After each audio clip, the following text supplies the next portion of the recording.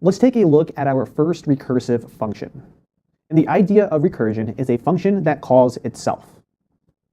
Before we jump into the recursive function, let's take a look at the function that we will create using an iterative approach.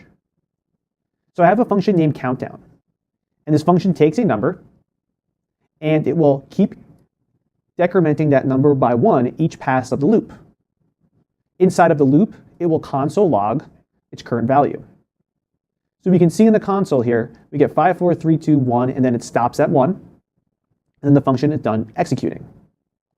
If I were to look at the call stack of this function, we'll see that countdown is on the call stack, and as it executes, it's not calling any other functions, so countdown is the only function in that call stack.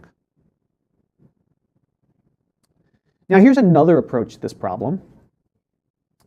I'm going to comment this portion of it out. And the idea of recursion is a function that calls itself. So instead of calling countdown inside of the function, let's just see how this would look if we had to call the countdown function individually. And this is closer to a recursive solution. We still get our outcome. We still get our outcome where we get 5, 4, 3, 2, 1. But this is very manual. And this is what we essentially want our recursive version of this to do. To call countdown when the number is 5. Then decrement by 1, and then call countdown again when the number is decremented and it's at 4, and then 3, and then 2, and then 1. And if we look at the call stack while running countdown, this is the first iteration of countdown, so the first call on line 14, we can see number is 5, and countdown is on the call stack. Then we log it, it's returned, then we have to run line 15. And then line 15 calls countdown, countdown is now back on the call stack, now the value is 4.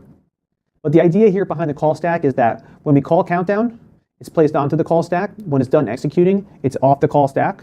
And then we get to the next line where we call countdown again, so it's back on the call stack. But each time it's on, then it returns or it finishes execution, so it's off, and then it goes back on.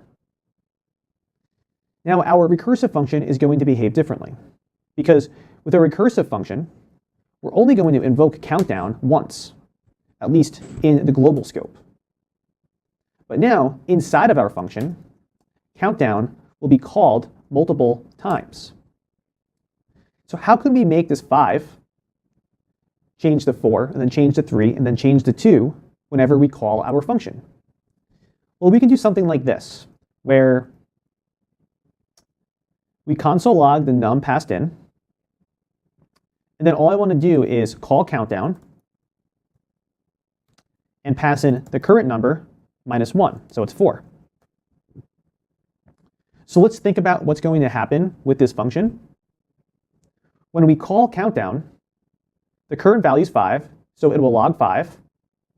Then it subtracts 1 from that number, and it calls countdown again. So then what happens? Well, we start at the top of the function definition here.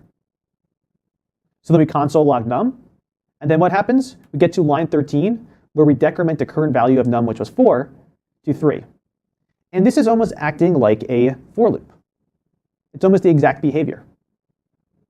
So let's save this code and see what happens in our console.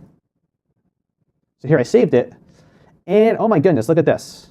We're definitely decrementing, right? We started at, if I can even get to the top, we started at 5, 4, 3, 2, 1, 0, but then we just keep going. We're going straight down, and I think this is still running in my browser. So we achieved the goal of going from 5 to 1, but we failed pretty miserably, stopping at 1. And now my browser is locking up. Eventually, my browser may just freeze.